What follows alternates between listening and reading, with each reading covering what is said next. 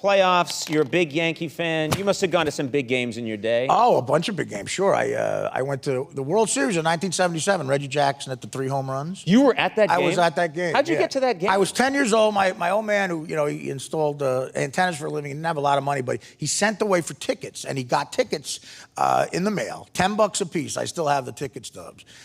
Last row of the upper deck for Game 6 of the 77 series. Reggie hits the 3 home runs, and it shows you how times are different. My father was a street guy. He was a Newark guy, and this actually happened. So at the end of the game, we're in the upper deck, and it looks like the Yankees are going to win. They're up by 4 runs. Mm-hmm. And in the old days, when your team won the World Series at home, the fans could charge the field. They were allowed to, they weren't allowed to, but cops just said to hell with it. Right. They knocked a few guys out, and everybody went on the field. Sure, yeah. Who could get on the field?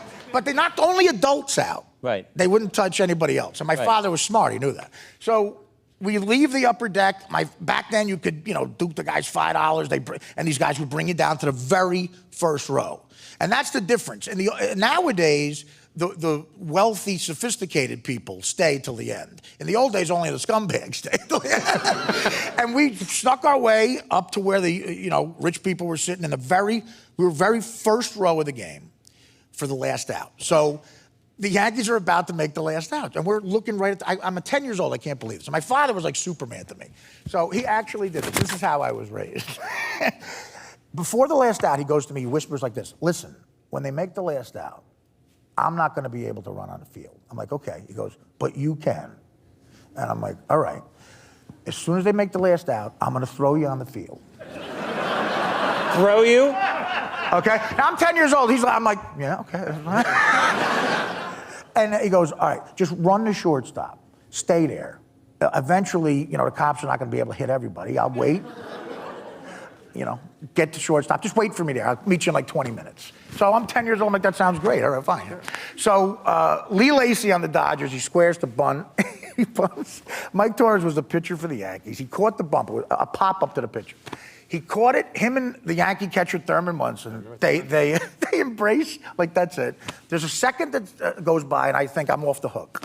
With that, my father puts his hand on the bottom of my back like he's shooting a free throw.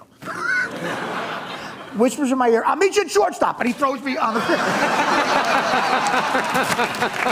Oh! Let me fix your mic.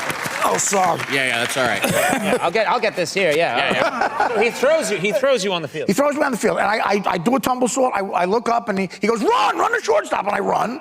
And it was. And I remember that. I've seen the footage. People were running all over the place. Yeah, people like Reggie Jackson was hitting people because he was afraid they were going to steal something from him. Yeah. Somebody stole Willie Randolph's hat right off his head. Cops were just hitting anybody that looked like a hippie. Yeah. And anybody that looked like they were in Led Zeppelin, they were just hitting in the head. And I'm seeing all this. People are bleeding, and I can't see my father. You know what I felt like? I felt like, the end of Platoon where the helicopter leaves Willem Dafoe? Yes. I thought, I went to shortstop. And I'm waiting there, like 10 minutes go by, 15 minutes goes by, 20, and I'm starting to cry now. I'm like, but I feel a tap on my shoulder, and this is classic my old man. I turn around to my father, he goes, we won! And he puts me on his shoulders. That's great. And he found me. I don't know, And then he leaned over to me and he said, listen, don't worry about it. Tomorrow, no matter what your mother says, you don't have to go to school. What a great story. That's very nice. That's very nice. And that's the last time I ever went to school.